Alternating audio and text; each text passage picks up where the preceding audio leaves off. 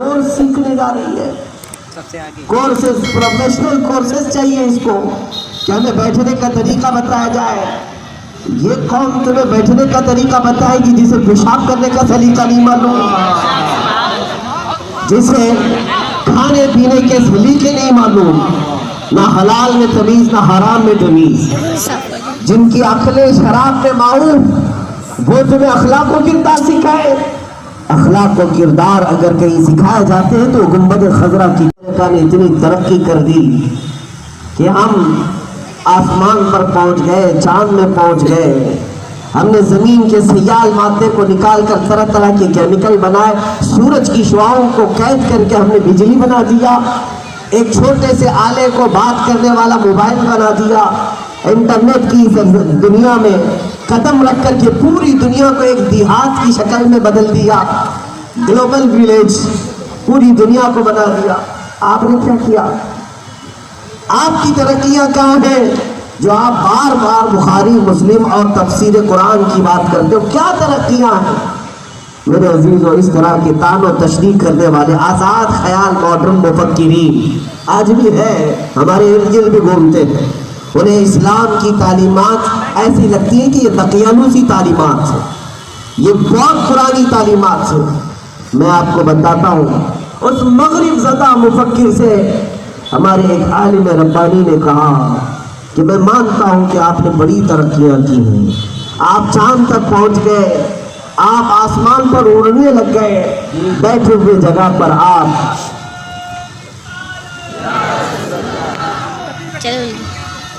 مفکر نے کہا ہے ایسا بھی کوئی ہوتا ہے, ایسا بھی کوئی انسان ہوتا ہے. عالم ربانی نے کہا فرق اتنا ہی ہے, آپ جس ترقی کی بات کر رہے ہیں وہ صرف میٹل کی ترقی ہے, آپ نے صرف مشینیں بنائی ہیں. انسان کی ترقی تمہارے کسی ادارے میں نہیں.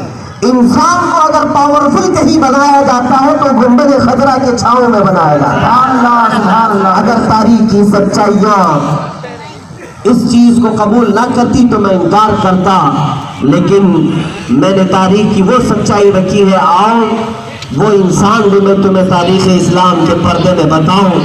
معین الدین حسن غریب نواز چشتی رضی اللہ تعالیٰ عنہ کے پیر و مرشد کا حال ہے کہ جب مدینہ طیبہ میں وہ موجود تھے, غریب نواز ان کے پاس گئے تھے بیعت کے لیے, تبھی تو یہ واقعہ پیش آیا تھا. خواجہ عثمان ہارونی نے کہا تھا معین الدین آپ اوپر دیکھو کیا دکھتا ہے, کہا آسمان دکھتا ہے. نیچے دیکھو کیا دکھتا ہے, کہا زمین دکھتی ہے. اب خواجہ معین الدین چشتی کی دونوں آنکھوں پر خواجہ عثمان ہارونی نے اپنی دونوں انگلیاں رکھی. اب پھر کہا اب معین الدین دونوں انگلیوں کے کمان کے درمیان سے اب آسمان کو دیکھو, اب کیا دکھتا ہے. غریب نواز نے اب ان کمانوں کے بیچ سے دیکھا تو پکار کر کہنے لگے میری نظروں میں پہلا آسمان بھی ہے, دوسرا اور تیسرا بھی ہے, چوتھا اور پانچواں بھی ہے, چھٹا اور ساتواں بھی ہے. اے پیر و مرشد مجھے عرش خدا تک نظر آ رہا ہے, عرش خدا تک نظر آ رہا ہے. میں پوچھنا چاہتا ہوں وہ دو انگلیاں کون سی لیبورٹری میں بنی تھی, وہ دو انگلیاں کون سی ٹیکنالوجی کی تھی, وہ دو انگلیاں کس سائنس نے بنائی تھی؟ تمہیں جواب یہ ملے گا کہ اس مرد قلندر کی جو دو انگلیاں تھی وہ کسی سائنس کی لیب میں نہیں بنی تھی, وہ گنبد خضرا کی چھاؤں میں بنی تھی. یہی تو میں کہنا چاہتا ہوں اے میرے عزیزوں, تم دنیا سے اخلاق و کردار سیکھنے جا رہے ہو جبکہ میرا رسول آیا ہی ہے دنیا کو سب سے عظیم اخلاق دینے کے لیے, سب سے اعلیٰ اخلاق دینے کے لیے. کیا تمہیں پتہ نہیں ہے مکہ کی اس زمین پر مولا نے میرے رسول کو مبعوث کیا جو اخلاق سے سب سے گرا ہوا ماحول وہاں پر موجود تھا. باضابطہ طور پر تاریخ میں آج بھی موجود ہے کہ میرے میاں کسی کو چھیڑ لینا, کسی کا مال لوٹ لینا, چلو یہ مانتے ہم اخلاق سے گری ہوئی باتیں ہیں, لیکن اس کو تھوڑا گرا ہوا کہا جا سکتا ہے. چوری ہر قوم میں ہوتی ہے, لیکن مکہ کی وہ سرزمین جہاں اپنے ہی کوکھ سے پیدا ہوئی بچی کا گلا گھونٹ کر اگر کوئی زمین میں دفن کرتا ہے تو پھر یہ اخلاق سے سب سے گری ہوئی حرکت، انسانیت سے بھی گری ہوئی حرکتیں تھی۔ اس سرزمین پر مولا نے میرے رسول کو بھیجا جہاں خود مرد اپنی عورتوں کو، اپنی ماں اور بہنوں کو پیسوں کی کمی کی وجہ سے بازار میں نیلام کر دیتے، ان کو بیچ آیا کرتے تھے۔ عورتوں کی عزت ان کے نزدیک کوئی بڑے معنی نہیں رکھتی تھی، یہاں تک کہ میرے عزیزوں قمار، جوا، شراب، قتل و غارت کی یہ کیا چیز نہیں تھی، سب اخلاق سے گری ہوئی چیزیں تھی۔ لیکن رب ذوالجلال نے اسی سرزمین پر میرے رسول کو مبعوث فرمایا جہاں اخلاق کی سب سے گری ہوئی حرکتیں ہو رہی تھی۔ لیکن کیا ہوا انقلاب، وہ کیسا انقلاب تھا جس کو شاعر نے کیا خوب انداز میں کہا، ایک نظر میں ایک عرب نے آدمی کا بول بالا کر دیا، خاک کے ذروں کو ہمدوش سریا کر دیا، خود نہ تھے جو راہ پر اوروں کے ہاتھی بن گئے۔ ارے کیا زندگی عطا کے چند وہ نمونے تمہارے پاس میں رکھتا ہوں۔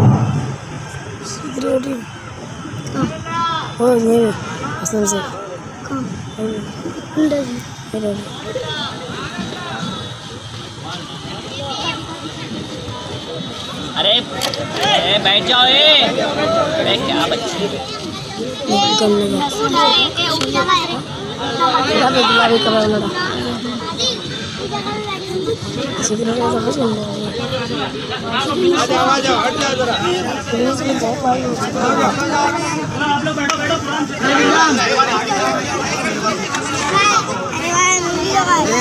کیا بچے یہ بچہ خاص سے بہت خاص ہوا ہوں۔ درود پاک پڑھیں، اللہم صلی علی سیدنا محمد وآلہ وصحبہ وبارک وسلم، صلاۃ و سلام علیک یا حبیبی یا رسول اللہ صلی اللہ تعالی علیہ وسلم۔ میرے عزیزوں، حضور اکرم صلی اللہ تعالی علیہ وسلم کے متعلق قرآن میں کہتا ہے فَبِمَا رَحْمَةٍ مِّنَ اللَّهِ لِنْتَ لَهُمْ وَلَوْ كُنْتَ فَظًّا غَلِيظَ الْقَلْبِ لَانفَضُّوا مِنْ حَوْلِكَ۔ یہ اخلاق کا سب سے اعلیٰ درجہ ہوا کرتا ہے جس کے بارے میں قرآن کہتا ہے حضور اکرم صلی اللہ تعالی علیہ وسلم کی صفات بیان کرتے ہوئے کہ اے رسول، اللہ کی رحمت سے آپ لوگوں کے لیے بڑے نرم ہیں، آپ لوگوں کے لیے نرم ہیں، اور اگر آپ سخت ہوتے تو یہ لوگ آپ سے دور ہو جاتے۔ وَلَوْ كُنْتَ فَظًّا غَلِيظَ الْقَلْبِ لَانفَضُّوا مِنْ حَوْلِكَ۔ حضور پاک صلی اللہ تعالی علیہ وسلم کی نرمی اور شفقت، مہربانیاں، یہ اخلاق کی ان اعلیٰ کردار، ان اعلیٰ معیار میں سے ہے۔ میں تمہیں کیا بتاؤں، بات کرنے کے بھی کچھ سلیقے ہوتے ہیں نا، کس سے بات کرنا چاہیے کس سے نہیں کرنا چاہیے۔ ہر آدمی آج اسٹیٹس دیکھتا ہے، میں کس سے بات کروں۔ پیسے والا آدمی غریبوں سے بات کرنے میں جھجک محسوس کرتا ہے کہ میری عزت میں کمی نہ ہو جائے، میں اپنے اسٹیٹس کے لوگوں سے ملاقات کروں، بات چیت کروں۔ یہ دنیا کا نظام، اسی کو دنیا اخلاق سمجھتی ہے۔ مدینے کے تاجدار روح فدا صلی اللہ تعالیٰ علیہ وسلم کے اخلاق۔ مسجد نبوی شریف کے باہر چند صحابہ کے ساتھ میرے آقا کھڑے ہیں، اچانک مدینے میں ایک عورت آ رہی تھی جس کا ذہنی توازن بگڑا ہوا، پاگل عورت ہے، اور اسے مدینے والے اچھی طرح سے جانتے تھے کہ یہ بہت بڑبڑیا ہے، بات کرنا شروع کرتی ہے تو نان سٹاپ بات کرنے لگ جاتی، نہ موضوع ہے نہ عنوان ہے، سامنے والے کو جس طرح سے کان کھانا ہے کھا لینا ہے۔ لوگ اس سے بچتے تھے۔ وہ خاتون آنے لگی، صحابہ نے دیکھا رہی ہے تو فلاں خاتون آ رہی ہے، پاگل عورت۔ حضور پاک صلی اللہ تعالیٰ علیہ وسلم کے اطراف صحابہ نے گھیرا کر لیا اس عورت سے حضور کو بچانے کے لیے۔ وہ قریب آتی گئی اور حضور کی طرف آ رہی تھی۔ رسول پاک صلی اللہ تعالیٰ علیہ وسلم نے فرمایا اے میرے صحابہ، چھوڑ دو اس کو راستہ آنے دو۔ پاگل عورت ہے اور زبان پر اس کے کنٹرول نہیں، جو بولنا ہے بول جاتی، سامنے والے کو دیکھتی۔ صحابہ یہ سوچ رہے تھے کہ کہیں کہ حضور اکرم صلی اللہ علیہ وسلم کو ایزا نہ پہنچائے۔ حضور اکرم صلی اللہ تعالیٰ علیہ وسلم نے صحابہ سے کہا چھوڑ دو اس کا راستہ۔ صحابہ نے کہا آقا، وہ عورت بد زبانی کر جاتی ہے، اس کا ذہنی توازن ٹھیک نہیں ہے، وہ پاگل ہے۔ صحابہ نے پھر راستہ روک لیا. جانتے ہیں جلال میں میرے آقا نے فرمایا میں جانتا ہوں اس خاتون کو, میں جانتا ہوں اس عورت کو, اس کا ذہنی توازن ٹھیک نہیں, پاگل ہے, لیکن اے میرے صحابہ چھوڑو راستہ. میں یہ بھی جانتا ہوں کہ پورے مدینے میں اس کی کوئی بات نہیں سنتا. تم مجھے بتاؤ اگر میں بھی نہ سنوں تو کس کے پاس جائے؟ اگر میں بھی اس کی بات نہ سنوں تو وہ کس کے پاس جائے؟ یہی تو بات بریلی کے امام نے ہمیں سکھایا تھا. تاجدار بریلی یوں کہتے ہیں یا رسول اللہ تجھ سے جو منہ چھپاؤں تو کروں کس کے ساتھ؟ تجھ سے جو منہ چھپاؤں تو کروں کس کے سامنے؟ کیا اور کسی سے توقع نظر کی ہے؟ بد ہے تو آپ کے, بھلے ہے تو آپ کے, ٹکڑوں پہ یہی کے پلے ہیں, رخ کدھر کرے؟ نعرہ تکبیر, نعرہ رسالت, جامعہ صابریہ, صابر پاک کانفرنس. مصطفیٰ کریم صلی اللہ تعالیٰ علیہ وسلم کے پاس جب اس طرح کے لوگ آئے ہوں اور میرے آقا نے نہ دھکا دینے کا حکم دیا, نہ جھنجھوڑنے کا, نہ جھٹکا دینے کا حکم دیا, بلکہ کشادہ بازوؤں سے ان کا استقبال کیا. یہ اخلاق و کردار کا وہ معیار ہے جسے دنیا مثال نہیں لا سکے گی. بادشاہوں کے دربار میں جانے کے آداب ہوا کرتے ہیں, وہاں پہنچنے کے لیے لباس دیکھے جاتے ہیں, سورس دیکھے جاتے ہیں, تب جا کر کے رسائی ہوتی ہے. رسول رحمت صلی اللہ تعالیٰ علیہ وسلم کے دربار میں یہ اونچ نیچ کا فرق نہیں تھا, یہ امیر و غریب کے درمیان تفاوت نہیں تھا. اخلاق و کردار کی بات کرتے ہیں آپ. حضور اکرم صلی اللہ تعالیٰ علیہ وسلم نے جو معاشرے کے اندر اخلاق پیش کیے ہیں وہ آئیڈیل صرف مسلمانوں کے لیے نہیں, میں چیلنج کے ساتھ کہتا ہوں پوری کائنات کے لیے وہ آئیڈیل ہے, پوری کائنات کے لیے وہ آئیڈیل ہے. اور یہ بات صرف میری نہیں ہے, ایک بہت بڑے انگریز رائٹر نے ایک کتاب لکھی ہے جس میں سب سے زیادہ مؤثر شخصیات جو دنیا میں ہیں, جنہوں نے انفلوئنس قائم کیا ہے لوگوں کے دلوں پر, 100 شخصیات کا ذکر کیا. اس میں سب سے پہلے نمبر پر میرے آقا کا ذکر. سبحان اللہ, سبحان اللہ. وہ مسلمان شخص نہیں ہے, مسلمان نہیں, وہ عیسائی ہے, لکھنے والا عیسائی, لیکن پہلے نمبر پر میرے نبی کا نام. اس میں وجہ بھی اس نے کیا بہترین لکھی. کہا میں نے ایک حدیث پڑھی جس سے میں بہت متاثر ہوا. محمد صلی اللہ تعالیٰ علیہ وسلم کے متعلق میں نے یہ سنا کہ وہ بچوں سے بہت پیار کرتے تھے. جب بھی تجارت پر جاتے واپس آنے کے وقت بچوں کو سامان لے آتے. مدینے کے سارے بچے حضور کے جبے سے لٹک جاتے تھے, کوئی ادھر سے کوئی ادھر سے, اور کبھی کبھار حضور ان کو کھلایا کرتے تھے اور خود بیٹھ کر دیکھ رہے ہوتے تھے. ایک وقت ایسا تھا کہ بچے کھیل رہے تھے, رسول پاک صلی اللہ تعالیٰ علیہ وسلم مشاہدہ کر رہے ہیں, دیکھ رہے ہیں. ان بچوں میں سے ایک بچے کا باپ اچانک آیا اور پکارا اپنے بیٹے کو, بیٹا چل تجھے تیری ماں بلاتی ہے. اس نے بھرے مجمع میں جب اپنے بچے کو پکارا, رسول پاک صلی اللہ تعالیٰ علیہ وسلم نے اس آئے ہوئے شخص سے کہا کہ خبردار یہاں بیٹا کہہ کر کسی کو مت پکارنا. اس نے کہا میرا بیٹا ہے, میں اپنے بیٹے کو بیٹا نہ کہوں تو پھر کسے کہوں؟ حضور پاک صلی اللہ علیہ وسلم نے فرمایا تجھے حق ہے تیرے بیٹے کو بیٹا کہنے کا اپنے گھر میں, لیکن یہاں جو کھیل رہے ہیں ان میں بہت سارے یتیم بچے بھی ہیں, بہت سارے یتیم بچے ہیں. تو اگر اپنے بیٹے کو بیٹا کہے گا تو انہیں اپنا باپ یاد آئے گا, میں ان کے دلوں کے درد کو نہیں دیکھ سکتا. یہ رسول رحمت صلی اللہ تعالیٰ علیہ وسلم کے احساسات ہیں, اس کو کہتے ہیں وہ اعلیٰ قسم کی فیلنگ ہے جو غربا اور مساکین کے لیے رکھی جاتی ہے. آپ دنیا میں آج اخلاق و کردار بھول رہے ہیں, ان ظالموں کے پاس اخلاق و کردار سیکھنے کی کوشش کر رہے ہیں جنہوں نے ظلم پر اپنی کرسیاں بچھائی ہیں. رسول رحمت صلی اللہ تعالیٰ علیہ وسلم, اے مسلمانوں کیا تمہارے لیے سب سے بہترین نمونہ نہیں تھے؟ قرآن نے تمہارے حضور کے متعلق ہی تو کہا لقد کان لکم فی رسول اللہ اسوۃ حسنہ, تمہارے لیے سب سے بہترین نمونہ رسول پاک کی زندگی ہے. رسول پاک کی زندگی, کبھی اس پاک رسول نے رحمت عالم صلی اللہ علیہ وسلم نے نہ کبھی ناانصافی ہونے دیا, نہ کبھی اخلاق سے گری ہوئی حرکت مدینے میں ہونے دیا. جھوٹ سے کس نے بچایا اپنی قوم کو, شراب سے کس نے بچایا اپنی قوم کو, چوری سے کس نے بچایا اپنی قوم کو, 1000 डिपार्टमेंट हो जाने के बाद चोरी पर रोक नहीं लग पाती, लेकिन उस रहमत आलम की एक जुबान से निकलने वाले एक जुमले ने पुराने शराबियों को हमेशा के लिए परहेजगार बनाया। वाह वाह सुभान ये अल्लाह। इन्फ्लुएंस कहाँ से आया? यह अखलाक व किरदार का एक अजीम इनकलाब।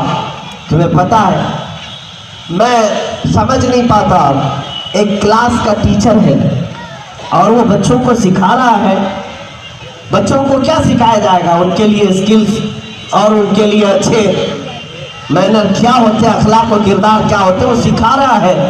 लेकिन मुझे हैरत की बात ये हुई कि वो शराब पीकर सिखा रहा है, और उसके लिए कोई ऐब की बात नहीं। शराब एक नॉन कॉमन चीज हो गई आज।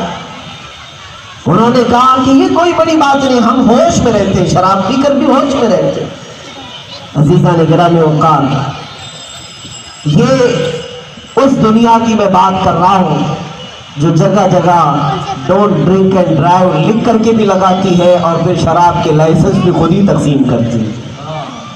मेरे रसूल पाक सल्लल्लाहु अलैहि वसल्लम का बनाया हुआ मुआशरा वो नहीं था, बल्कि हुजूर पाक सल्लल्लाहु अलैहि वसल्लम ने जिस दिन ऐलान किया कि ये शराब हराम है, नौजवानों तुम्हारे अखलाक और किरदार को तबाह करने वाली चीज है, उम्मुल खबाइस है, तमाम बुराइयों की जड़ है। तुम नशे में क्या कर सकते हो तुम्हें अंदाजा भी नहीं। तुम नशे के आदि अगर हो गए तो कल के काफिर हो जाओगे, तुम्हें अंदाजा भी नहीं होगा। माँ को बीवी कह देगा, बीवी को माँ कह देगा। नशा वाला आदमी, उसे ना अपनी बेटी समझ में आती है ना अपनी बीवी समझ में आती है। जब अकल मारूफ हो जाए, अकल पर पर्दा पड़ जाए तो सारे रिश्ते उसके सामने से खत्म। भला ऐसी चीज इस्लाम कैसे दे सकता है? मुझे वो बात याद आती है, हमारे मिस्र के सफर के दरमियान मैंने ये बात सुनी थी। प्लेन के सफर में आमतौर पर आज इंटरनेशनल जो फ्लाइट्स होती हैं इसमें बाज़ाब्ता तौर पर शराब भी सप्लाई की जाती है। जो खाना दिया जाता है उसमें ऑप्शन होता है, जो चाहता है वो विस्की ले लेता है। हमारे एक सफर के दरमियान हमने पूछा था, कैन दिया गया था। बगल वाले ने पूछा ये क्या है? कहा कि क्रेजी वाटर है। क्रेजी वाटर उसका नाम है। मैं तो पहली मर्तबा सुना था कि पागल पानी भी होता है, लेकिन असल वो शराब वाइन है, उसको खूब रिफाइन किया गया फ्लाइट में।